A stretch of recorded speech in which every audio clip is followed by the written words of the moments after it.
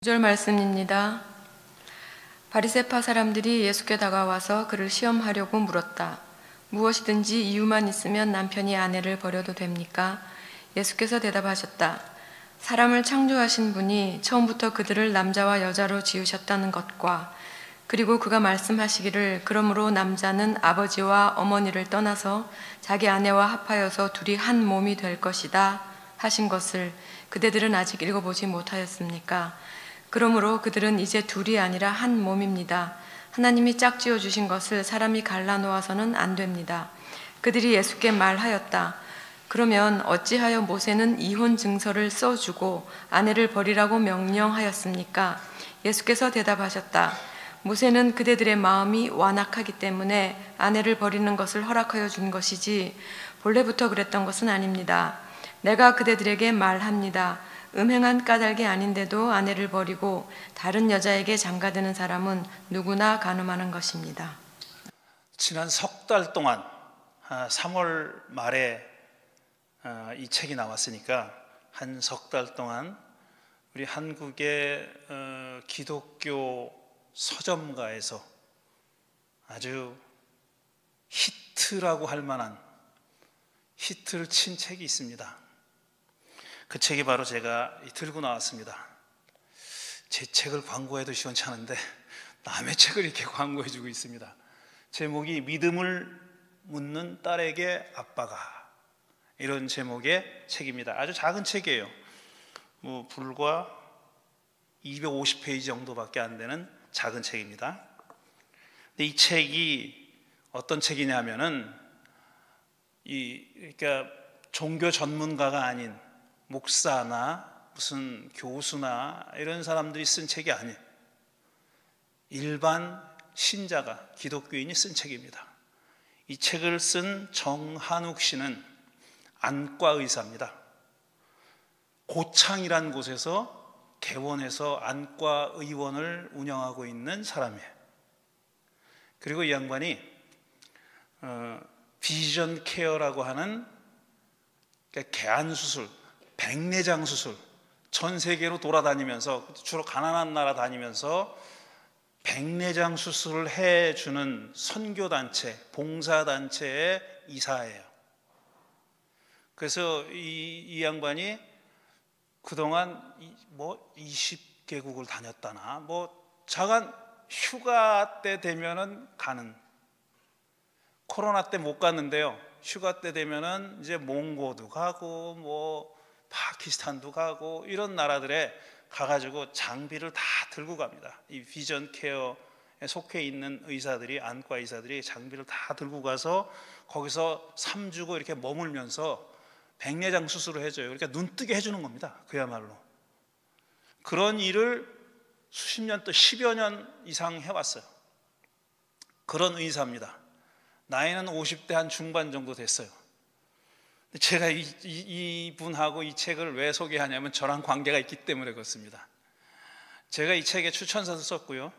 아주 짧은 추천사지만 추천사도 썼고, 그 다음에 제가 1984년이니까 몇 년 전입니까? 한 40년, 거의 40년 전이죠. 제가 아주 파릇파릇한 20대 초반 때, 이분은 고등학교 3학년 학생이었었어요.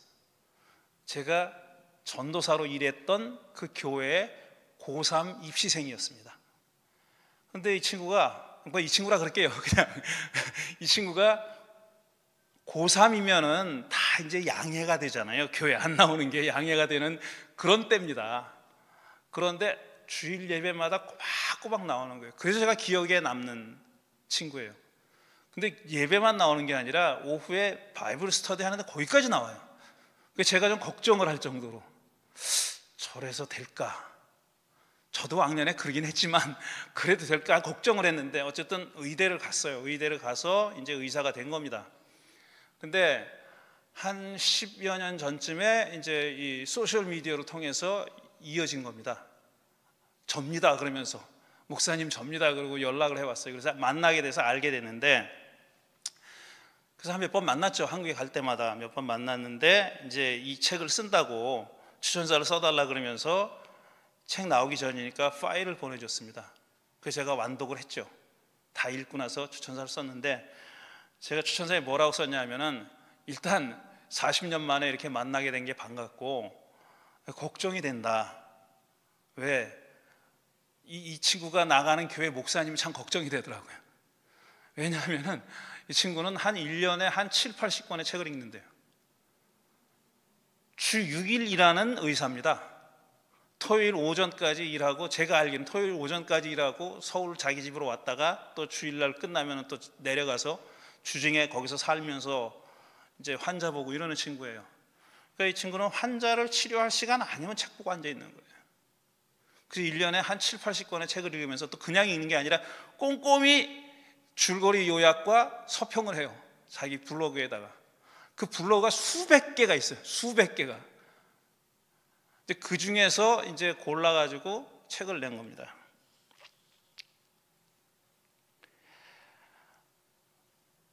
제가 그 교회를 지금도 다니고 있는 친구들을 몇 명 또 만났어요. 이 친구 덕분에 연결이 돼가지고, 누구는 뭐 하고 있냐 뭐 이래가지고 만났는데, 제가 만나본 결과는 이 친구 그 교회를 다녀요. 40년 동안 지금 같은 교회를 다닙니다. 아주 보수적인 교회입니다. 예장 합동측에 속해 있는 보수적인 교회예요. 그 교회를 다녀요. 이게 못 다닐 텐데 이런 생각을 많이 했어요. 안 될 텐데, 근데 너 괜찮냐 그랬더니, 교회를 꼭 목사님 설교 들어가는 건 아니지 않습니까? 이러더라고. 친구가 40년 다녔으니까 뭐 위아래로 친구가 그냥 다 아주 그냥 그물처럼 얽혀 있는 겁니다. 그래가지고 그 교회를 계속 다니고 성가대원으로 봉사하고 있고, 안수집사, 장로가 못 돼요. 지방에 나가 있으니까. 일주일 내내 그렇게 내려가 있으니까. 그런 친구예요. 그러니까 다른 친구들을 만나봤는데 이 친구처럼 달라진 사람은 없더라고요. 저는 한 30년 만에 만난 건데 정말 달라졌어요. 그 일치월장이라 그래야 되나, 정말 상전벽해라 그래야 되나, 이 사대성화가 떠올 정도로 정말 달라졌어요. 이 생각을 하고 제가 오늘 점진적 계시라는 제목을 생각해낸 겁니다. 생각해낸 게 아니라, 점진적 계시라는 말은 이미 있는 신학의 전문적인 용어입니다. Progressive Revelation, 점진적 계시. 이 점진적 계시가 뭐냐면은, 쉽게 말하면 이거예요. 하나님이 당신의 뜻을 알려주는 걸 계시라 그러잖아요. 성경은 계시의 책이라 그러잖아요. 하나님의 뜻이 하나님이 알려주신 뜻, 계시가 기록되어 있는 책이 성경책입니다. 경전이죠. 우리 그리스도교의 경전이죠. 그래서 그걸 높이는 거예요. 하나님의 계시가 그 안에 담겨 있다고 믿기 때문에 높이는 겁니다. 권위가 있는 거고요. 이걸 하나님의 말씀이라고 우리가 순종하고 읽고 묵상하고 그대로 행하려고 하는 이유는 그게 뭐냐면, 하나님의 뜻이 거기 담겨 있다고 믿기 때문에. 근데 점진적 계시는 뭐냐면은, 사람의 그 정신적 수준이 때마다 다르잖아요. 시기마다 다르잖아요. 그러니까 3000년 전에 구약성서 시대에 그 사람들의 어떤 과학적인 지식 수준이나 정신적인 수준이 지금과 비교하면 굉장히 낮죠. 물론 그때도 지혜로운 사람들은 있었어요. 지금도 그들의 지혜에서 배울 게 있죠. 그렇지만 전반적으로 정신적 수준이 지금 같지 않은 겁니다. 그러니까 그때는 하나님이 당신의 뜻을 계시해 줄 때 그 시대에 맞게 계시해 줬다는 거예요. 그러니까 유치원생한테 덧셈 뺄셈을 가르쳐야지 유치원생한테 미적분을 가르칠 수 없지 않습니까? 똑같은 원리예요. 그 시대 사람들은 그 정도밖에 알아들을 수 없기 때문에 하나님이 거기에 맞춰서 당신의 뜻을 알려주셨다 이겁니다. 근데 사람들이 점점 발전하잖아요. 진화해 나가고 발전해 나가고 지식도 늘어나고 깊어지고 하잖아요. 거기에 맞춰서 또 다른 계시를 주신다는 겁니다. 그러니까 한마디로 얘기해서 성경 안에 있는 계시가 모두 다 똑같은 권위를 갖는 건 아니다라는 얘기예요. 어떤 거는 이미 아웃데이티드 된 게 있다는 거죠. 이미 안 맞는 거야. 그런 계시가 있다는 겁니다. 이게 점진적 계시예요. 하나님이 그때 그 시대에 맞게 당신의 뜻을 알려주셨다 이런 겁니다. 자, 이렇게 얘기하면은 아주 보수적인 교회에서는 역시 이단이구나 이렇게 얘기할 거예요. 무슨 소리야, 성경 안에 있는 책은 다 틀림이 없는 하나님의 말씀인데 무슨 소리야, 저러니까 사람들이 안 모이지, 뭐 이런 소리를 할 거예요 아마. 그런데 오늘 읽은 예수님의 말씀, 오늘 읽은 바로 마태복음 19장에 그런 얘기가 들어있는 겁니다. 점진적인 계시라고 이름 붙일 만한 얘기가 있는 거예요. 그래서 오늘 이 얘기를 읽었습니다. 자, 바리새파 사람들은 그러니까 성경의 전문가죠, 말하자면. 물론 바리새파 사람들이, 예수 시대의 바리새파 사람들이 일률적으로 다 천편일률적이지 아니었었어요. 어떤 사람은 굉장히 자유로운 사람들도 있었고, 어떤 사람은 글자에 집착하는 사람들도 있었어요. 그런 아주 파가 여러 갈래의 파가 있었습니다. 근데 그 중에 어떤 경향을 가지고 있는, 성향을 가지고 있는 바리새파 사람이 예수님을 시험해 보려고 와서 물었다 그랬습니다. 뭐라고 물었냐면, 무엇이든지 이유만 있으면 남편이 아내를 버려도 됩니까? 이렇게 물어봤어요. 무엇이든지 이유만 있으면 버려도 됩니까? 이건 벌써 전제를 가지고 물어본 겁니다. 왜냐하면 이름까지 다 외우실 필요는 없지만, 그 당시에, 예수님 당시에 아주 바리새파에는 두 개의 큰 기둥이 있었어요. 두 사람의 스승을 모시는 그런 학파 같은 게 있었는데, 한 파에서는 어떻게 생각했냐면은, 자, 이혼에 관해서 이혼을 여자가 간음한 이유가 아닌다면은 이혼할 수 없다라고 주장했던 사람들이 있었어요. 간음할 때만 이혼할 수 있다 이거예요. 근데 다른 파는 뭐라고 했냐면, 이게 아주 이혼에 대해서, 여자에 대해서 굉장히 문제가 있는 파인데, 이 사람이 아내가 음식을 태워도 이혼할 수 있다라고 주장했던 사람들이 있었어요. 그러니까 좀 그렇게 중대한 일이 아니어도 이혼이 가능하다 이렇게 주장한 사람입니다. 근데 한쪽에서 한쪽에서는 간음 안 했으면 이혼 못해, 이런 파가 있었어요. 근데 무엇이든지 이유만 있으면 이라고 물어봤으니까 그런 생각을 가지고 떠본 겁니다. 이자가 뭐라고 대답할까? 이렇게 물어보면 뭐라고 대답할까? 하고 물어본 거예요. 또 예수님이 뭐라고 대답하셨냐면은, 사람을 창조하신 분이 처음부터 그들을 남자와 여자로 지으셨다는 것과, 그리고 그가 말씀하시기를, 하나님 말씀하시기를, 그러므로 남자는 아버지와 어머니를 떠나서 자기 아내와 합하여 둘이 한 몸이 될 것이다 하신 것을 그대들은 아직 읽어보지 못하였습니까? 그랬어요. 창세기에 나와 있는 말씀을 하신 겁니다. 물론 글자 그대로 인용하신 건 아니에요. 남자가 아버지와 어머니를 떠나서 자기 아내와 합하여 한 몸이 된다, 이건 창세기에 나와 있는 얘기고, 눈 떠보니 하나님이더라 해서 자세히 얘기한 겁니다. 그리고 둘이 한 몸이 된다, 둘이 하나다, 하나님이 짝지어 주신 것을 사람이 갈라놓아서는 안 된다, 이 말은 없어요. 하나님이 짝지어 주신 것을 사람이 갈라놓을 수 없습니다라는 말이 마치 성경에 있는 것처럼 얘기하셨지만, 이런 말은 성경에 없습니다. 예수님이 만들어낸 얘기예요. 그 앞에 한 몸이 된다는 얘기는 창세기에 나와 있는 그대로고요. 이렇게 말씀하셨어요. 이 얘기는 뭐냐면은, 이혼하면 안 된다는 얘기예요. 이혼할 수 없다라는 얘기죠. 하나님이 짝지어 주신 것을 사람이 갈라놓아서는 안 된다. 결혼식을 목사가 주례할 때 맨 마지막에 꼭 이 말을 합니다. 저는 못해요. 아니, 안 해요. 이렇게. 왜냐하면 결혼식을 주례하지만 어떻게 될지 모르는 겁니다, 사람이. 그리고 이 말을 그대로 글자 그대로 지키고, 난 죽어도 내가 저마저도 이혼 안 하고, 저 터져도 안 하고, 나를 죽여도 안 할까봐, 그렇게 할까봐 저는 이 말을 안 합니다. 그렇게 제 멋대로 빼는 겁니다. 분명히 마태복음에 나와 있는 말씀이지만 제 멋대로 빼는 거예요. 왜? 저는 점진적 계시를 믿는 사람이니까 빼는 겁니다. 어쨌든 이렇게 예수님이 딱 못 박아서 얘기해 버렸어요. 안 돼, 이건 안 돼. 하나님이 짝지어 주신 거 사람이 못 나눠, 이렇게 말씀하셨어요. 근데 여기서 물러설 바리새파 사람들이 아닙니다.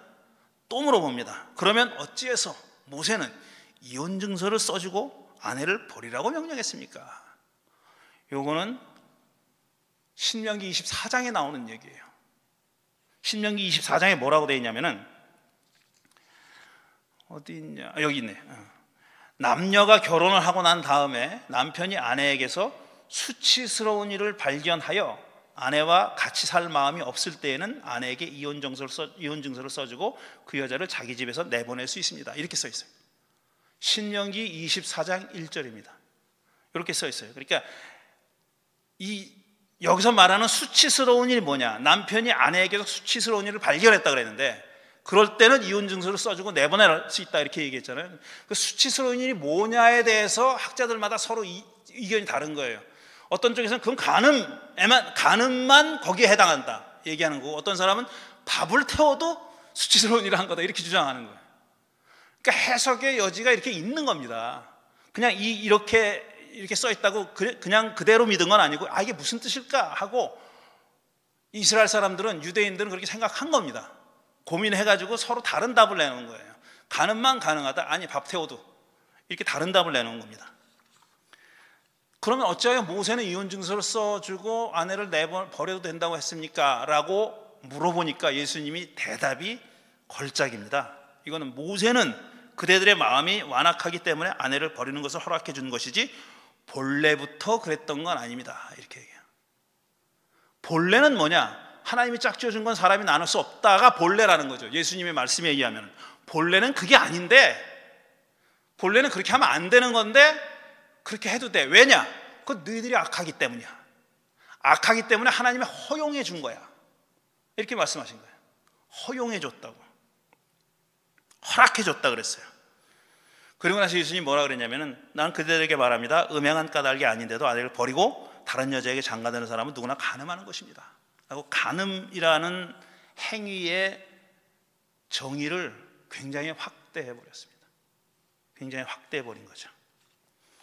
자, 그럼 점진적인 계시가 뭐냐? 제가 앞에서 설명을 드렸어요. 사람의 수준에 맞게 하나님이 당신의 뜻을 알려주는 거다. 근데 그렇게만 생각하면 안 됩니다. 그게 점진적 계시의 전부가 아니에요.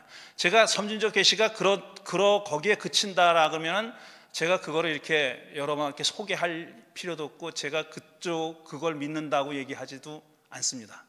뭐가 빠졌냐면은, 점진적 계시에서 가장 중요한 건 뭐냐면 스텝 바이 스텝, 중요한 거예요. 점진적 계시에서 중요한 내용은 스텝 바이 스텝이라는 겁니다. 하나하나 차곡차곡 수준에 맞게. 근데 그것 못지않게 중요하다. 아니, 그것보다 더 중요한 건 뭐냐면은, 계시는 하나님이 주고 사람은 입 벌리고 받아먹기만 하는 게 아니다라는 게 이 안에 들어있는 겁니다. 계시는 딕테이션이 아니에요. 받아쓰기가 아니에요. 하나님 불러주면 사람은 그냥 수동적으로 그러네? 하나님은 그렇게 말씀하셨으니까 그렇게 해야지. 그게 아니라는 거예요. 그 제가 믿는 계시론이 있다면 이거라고 얘기하는 거예요. 계시는 뭐냐? 하나님과 사람의 합작품이다. 하나님이 절대로 사람의 이 귀에 들리게 고막을 때리는 방식으로 이렇게 말씀해 주지 않습니다. 어떤 징조를 보여주거나 이 사람이 뭐를 경험할 수 있는, 그렇게 계시를 받는 사람이 뭔가를 경험할 수 있는 사건을 통해서 말씀하시는 거지, 구약 성경 그렇게 써 있어요. 예언자들에게 그렇게 불러주신 것처럼 써 있어요. 하지만 예언자들이 하늘에서 들려오는 음성을 들은 게 아니에요. 그들은 그런 음성을 들었다고 믿은 겁니다. 하나님이 이런 뜻을 계시해 줬다고 믿은 거예요. 그리고 자기가 해석한 겁니다. 그렇게. 그러니까 인간적인 요소가 반드시 계제되어 있다는 겁니다. 계시는 한마디로 하나님과 사람의 합작품입니다. 그래서 아웃데이티드 된 계시가 있는 거예요. 사람과 하나님의 합작품이기 때문에 이제는 더 이상 이거는 우리가 행할 수 있는 그런 말씀이 아니야 라고 할 수 있는 게 있는 겁니다. 그런데 이거를 인정하지 않는 사람들은 레위기에 동성애자 다 죽이라 그랬잖아, 그냥 글자만 보는 거예요. 하나님은 그렇게 불러줬다고 생각하고 글자만 보는 거예요.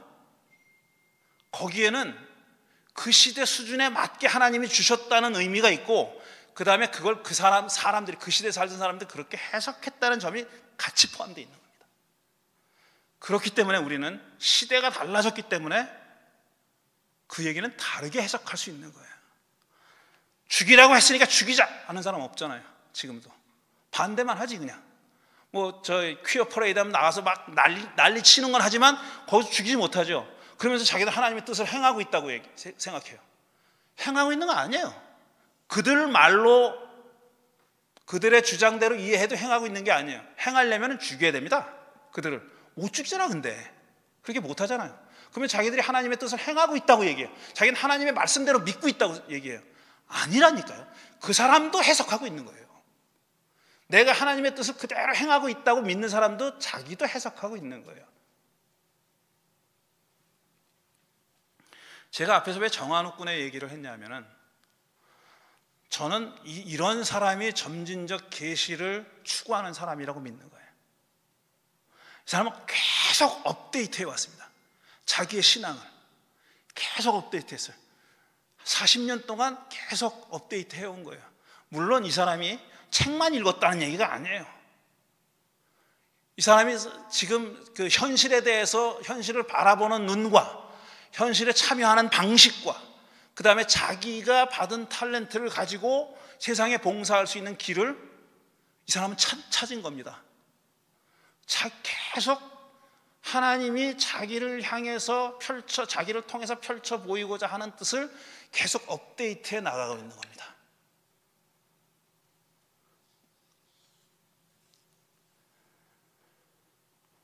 예수님은 본래는 그렇지 않다 그랬어요. 본래는 하나님이 맺어주신 것은 사람이 나누지 못한다. 이게 본래다 그랬어요.